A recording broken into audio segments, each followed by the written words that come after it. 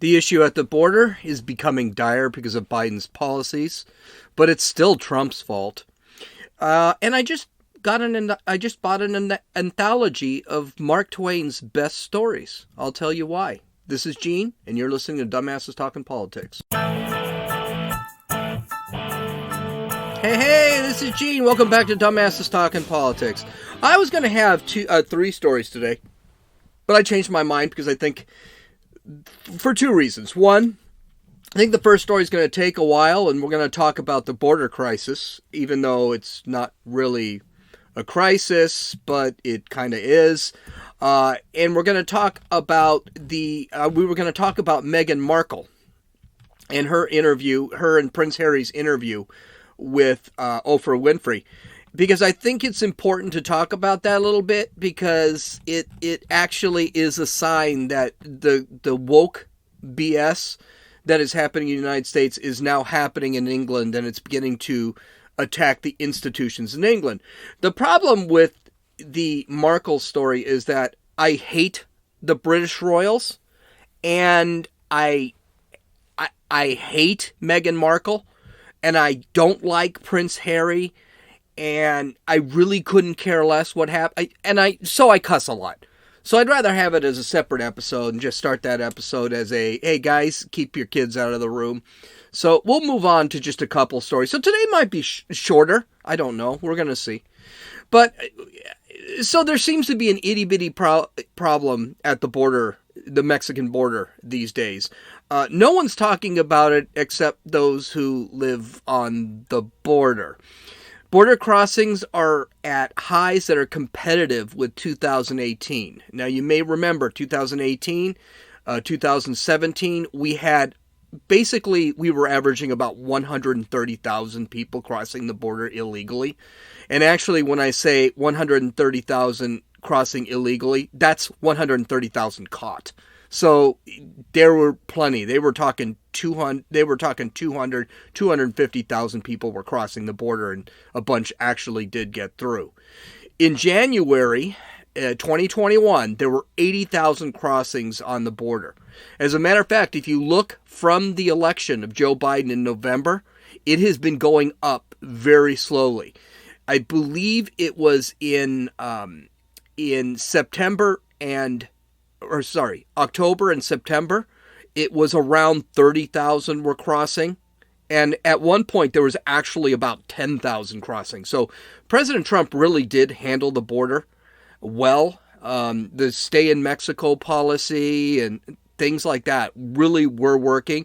And Mexico cooperating with the United States to prevent these caravans from going off, it was great. But after Biden got elected, and one of the things he pushed was that he was going to basically open the borders. He was going to cancel the border wall. He was going to cancel the stay in Mexico order. And he did pretty much all of that. So in November, there were 74,000 people that crossed. In December, there were 76,000. And now 80,000 have crossed in January. And the Border Patrol right now is saying that it's very possible that we probably have over 100,000 people crossing the border in February. Now, that's a lot of people, especially considering February is a short month. The statistics aren't quite out yet because it's just the beginning of March right now. But the Biden administration has promised to let these people through and promised to come up with a pathway to citizenship, which is just another word for amnesty. Now, mind you, we did the amnesty thing back in the 1980s, and the same crap happened back in the... I don't know why we keep trying the same policies and thinking it's going to get better. The definition of insanity is doing the same thing over and over again and expecting a different result. Reagan did it, and Reagan was not exactly a left-wing character. He tried to do amnesty, and we had ended up with 100,000 crossing the borders.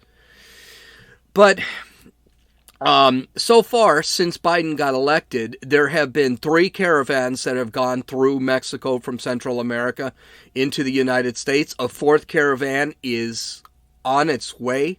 The funny thing is, people are actually wearing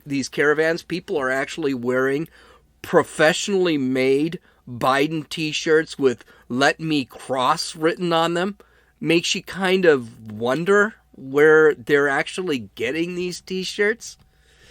So the mainstream media is seeing that there might be a problem at the border, especially with all the crossings. And a lot of the media is hearing this, not just from Republicans, they're also hearing it from Democrats. There are Democrats within districts in Texas and Arizona that are saying, wait a minute, this is getting crazy. Because this catch and release thing is beginning to happen. And people are crossing the border and the Border Patrol is being overrun.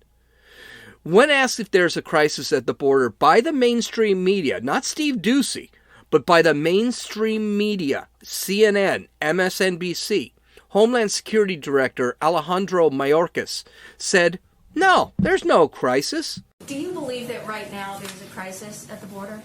I think that the answer is no. I think there is a challenge at the border that we are managing, and we have our resources dedicated to managing it. Oh, so it's just a challenge. Just an FYI, this move to cross the border is in January, when it's cold and it's wet, even in Mexico. What's going to happen when it warms up in the spring and summer, when crossings are far more common? That's right. We're looking at 100 to 150,000 crossings. And that's just who we catch. Barack Obama in 2014 thought it was a crisis when 68,000 illegal aliens crossed into the United States. Remember that? That was when Barack Obama did not want illegal crossings into the United States. It's also the time when the Obama-Biden administration built those cages for kids that everyone's blaming Trump for. Well, guess what? It's Trump's fault again. Because apparently, it's not a crisis, but Mayorkas also knows it's going to be a crisis. So he kind of sat back and started blaming the Trump administration for the crisis. Listen to this. Entire systems are not rebuilt in a day or in a few weeks. To put it succinctly, the prior administration dismantled our nation's immigration system in its entirety. When I started 27 days ago, I learned that we did not have the facilities available or equipped to administer the humanitarian laws that our Congress passed years ago. We did not have the personnel, policies, procedures, or training to administer those laws. Quite frankly, the entire system was gutted. What the hell is he talking about? This is just a lie, a flat-out lie. Now, a bunch of things that he said are just way out there. He said that the systems that were torn down, the humanitarian systems were torn down by the Trump administration. What he's talking about is the cages were torn down by the Trump administration. The cages that were built by the Obama administration were torn down by the Trump administration because of the backlash from the liberal media about kids in cages. That's what's happened. As far as gutted, I'm not really sure what he's talking about. Trump built 250 miles of border wall. The Border Patrol all supported Trump during the last election, and he gave them all the help they needed. The facilities he's talking about, again, are those cages. And Trump did tear those down, and Trump needed to tear those down. And what personnel did Trump disseminate? The personnel that used to register the illegal aliens and then release them into the interior of the United States? Is that the personnel he's talking about? Because Trump had set up a deal with Mexico so that illegal aliens would have to stay in Mexico while their asylum claims were heard, and because the Mexican government decided to help us at their southern border to stop these caravans from coming up. We suddenly didn't need all these people to process people, illegal aliens, and send them back out? Come on, dude. You're going to have to do better than that. Trump actually fixed the problem. Biden gets elected, and suddenly, based on opening the borders, and suddenly border crossings are doubling and tripling. And you're going to blame the Trump administration for that? That didn't happen when Trump left office. That didn't happen until Biden got elected. We're not even talking got into office. This happened when he got elected. So here's what Biden's doing. He's doing catch and release again. So basically, and this is what has a lot of people in even Democrats are bitching about this. They're coming onto Fox News and complaining about this. So people are coming across the border. They're being interviewed. They're given a ticket. You need to show up to court so we can talk about your asylum claims. They're being given a bus ticket to wherever they want to go, and they're being released, and they never show up again.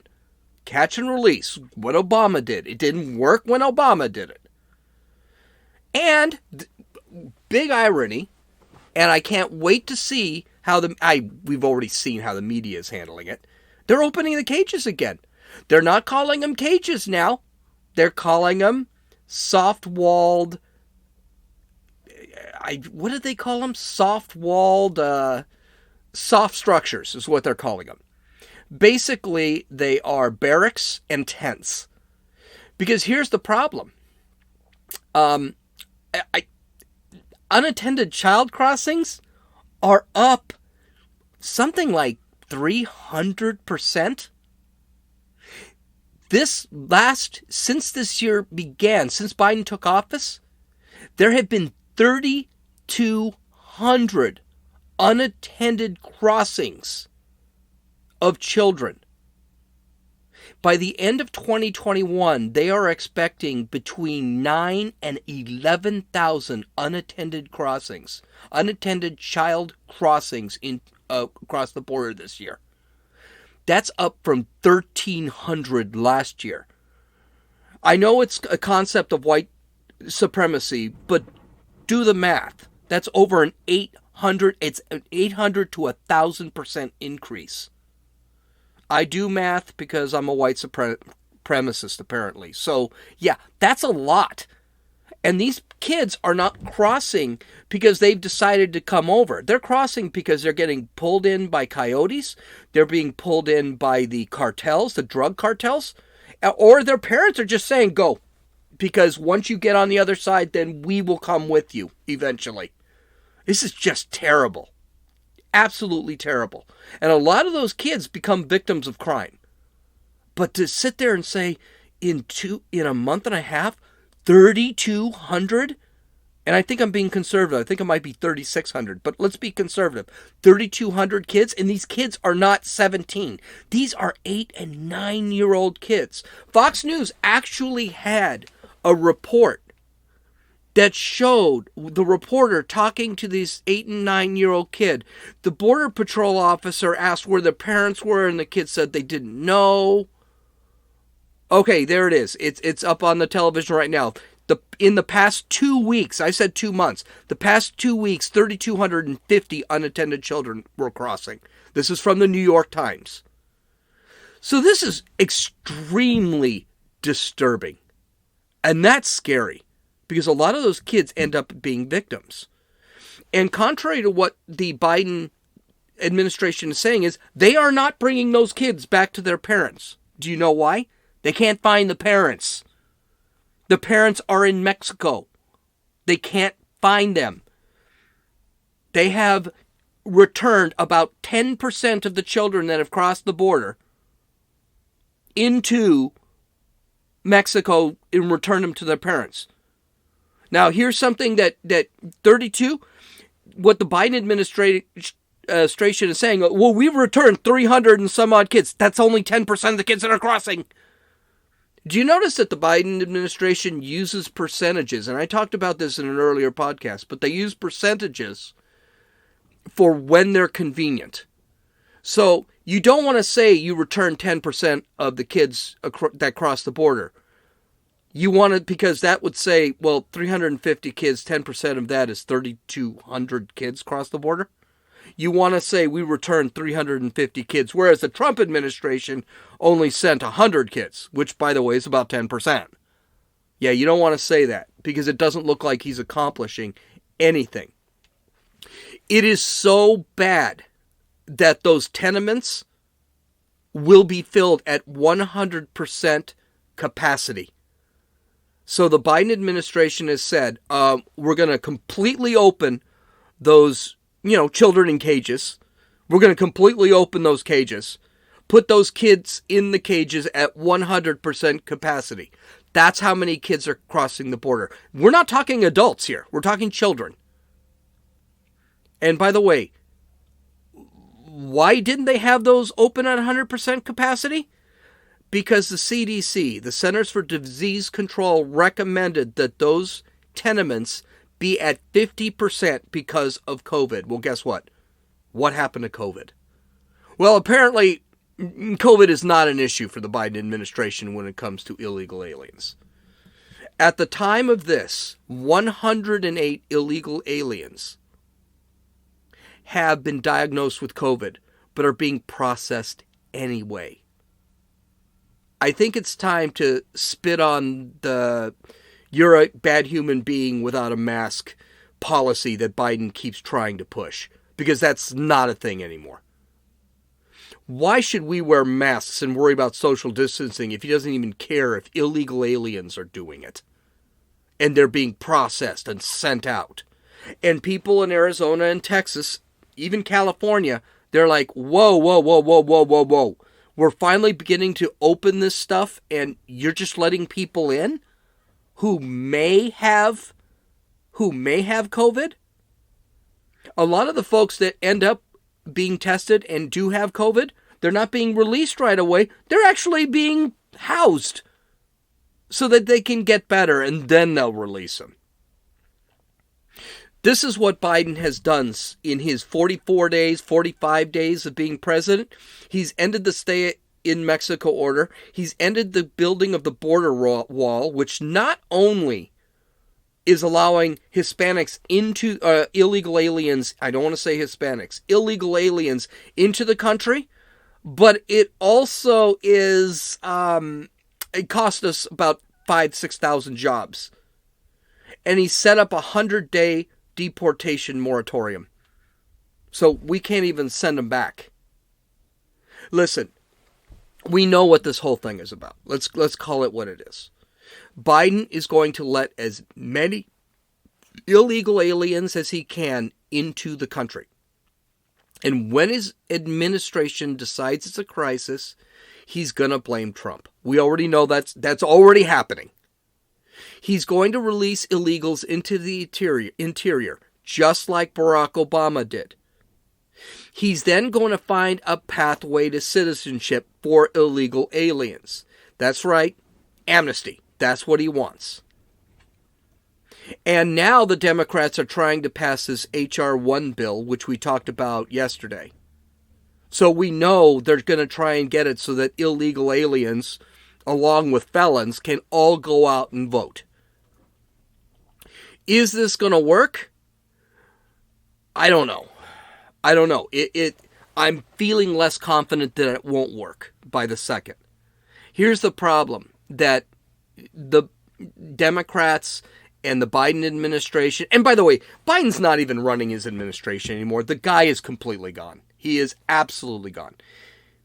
But I think the problem they're going to have is with legal immigrants in this country. Josie, my fiance, love her to death. She's Mexican. She is a legal resident. She has been since she was about 4 years old, 5 years old. She speaks English better than I do. She wants everybody picked up and thrown right back. Anybody who's illegal, even dreamers. We disagree on this. Okay, we disagree on this. She wants everyone thrown back over.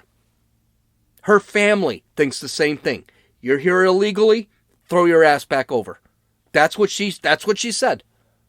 She doesn't believe in any of this dreamer crap. She believes, hey, you went through college, you went to Harvard, and you're still an illegal alien. You should be able to figure out how to survive in Mexico, throw them back over.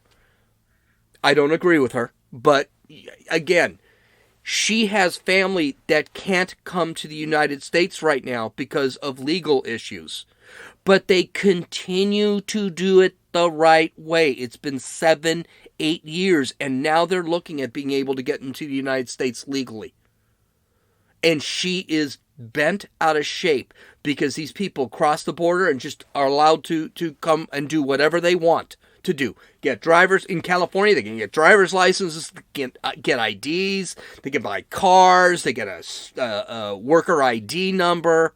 They can do anything. And she said that her brothers will not do it illegally. They will not come over the border the way these folks are doing. And she thinks it's absolutely disgusting. Listen, what are the Democrats trying to do?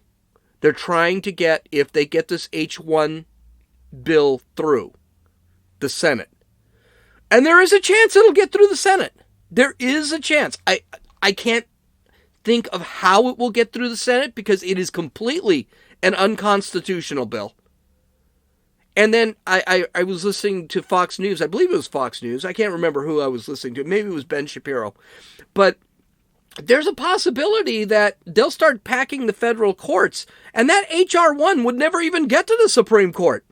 They don't need to pack the Supreme Court. Let's pack the federal appellates courts. Let's pack the D.C. Court of Appeals, which is something that they want to make it that you can't sue in your district.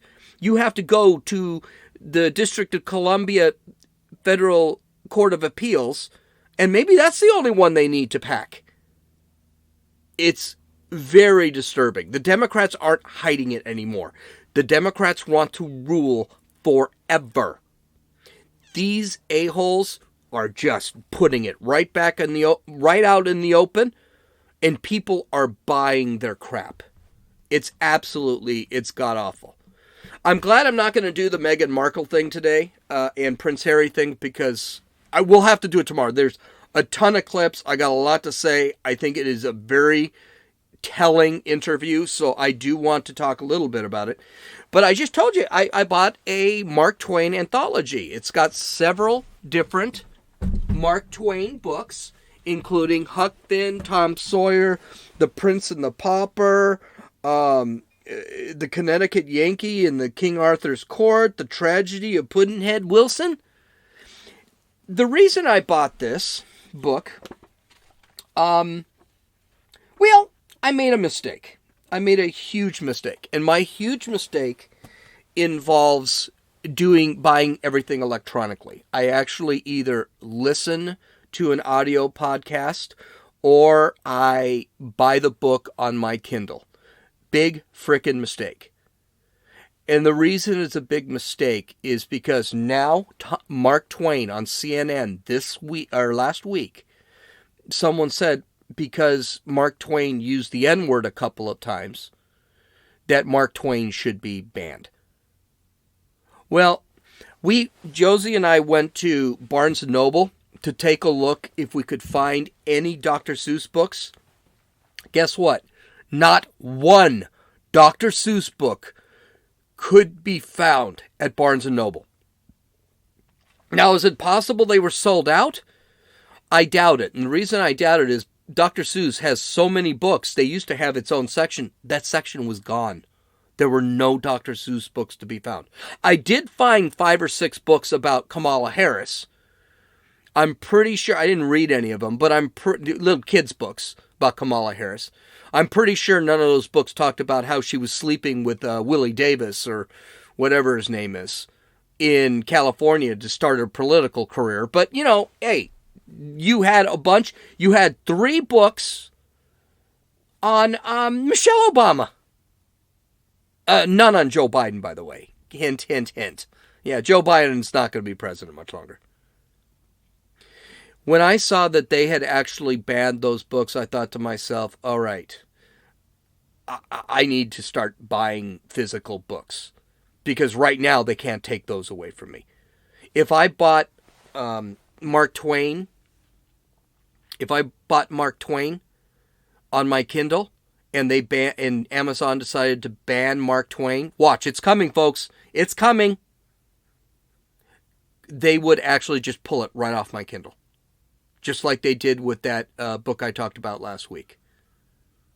It's gotten to be very scary. So I'm going through my library, and I live basically in a trailer. All right, there's no heat. I'm freezing cold. I'm actually wearing a jacket right now. It's that cold. The scary thing is I'm checking my library. I don't have a lot of room for the books, but I will not get rid of any of them. I made sure I had 1984 and Animal Farm by George Orwell. I made sure I had Fahrenheit 451 by Ray Bradbury.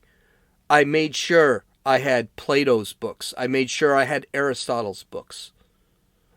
Those books will be banned because basically Western civilization is more so Aristotle than Plato. But I haven't even read them yet. I'm reading Republic by Plato, and then I'll probably read Ethics by Aristotle. And I've never read them before, so I figure I made sure I had my Bible, and I made sure my Bible's in good shape. Good news is I have 2 Bibles. Here's the problem. They're coming for Western civilization. And maybe you don't read, maybe you do. But if you do read, buy the physical book.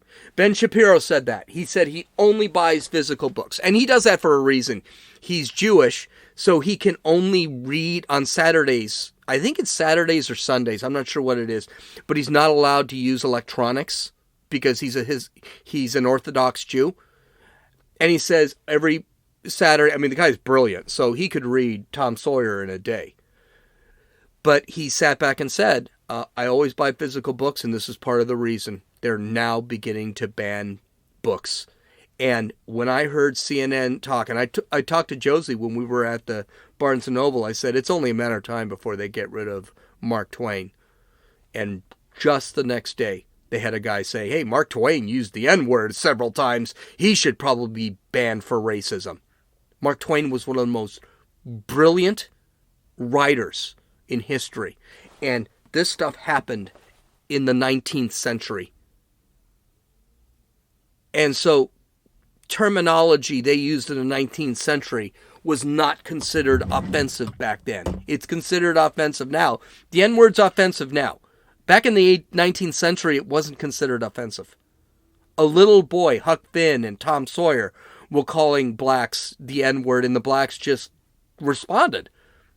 Because it wasn't a thing. They just, whatever. They were raised that way.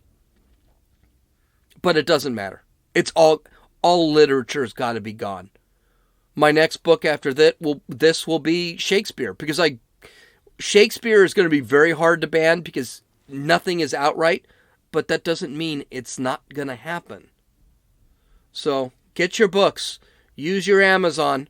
Use your Amazon before Amazon screws it up. The only reason I love Amazon, I won't quit Amazon, is because I asked for this book 2 days ago and I've got it already. And same with my Shakespeare book. I'm hoping it gets here in 2 days. And then when they ban it, I'll have the physical book. And then I'll be like the guys in Fahrenheit 451 and 1984, and I'll have my little book stash someplace. And I can hide it. So, okay, you can follow me on Twitter at RunninFool, RunninFewl. You can download or listen to this, or you can follow me on Parler. I'm going to talk about Parler. I don't know if Parler's up yet. You can follow me on Parler at Dumbasses Talking Politics. You can follow me on Rumble at Dumbasses Talking Politics. You can download or listen to this podcast on Apple Podcasts, Podbean, Podcast Addict, Stitcher, YouTube, and Rumble. Visit my website at www.dumbassestalkingpolitics.com. I actually do have the Markle Prince Harry story, but we're going to do that tomorrow because I'm going to use cussing and I'm going to have to actually mark this as a foul language on YouTube so I don't get banned. Enjoy your day. This is Gene. You've listened to Dumbasses Talking Politics.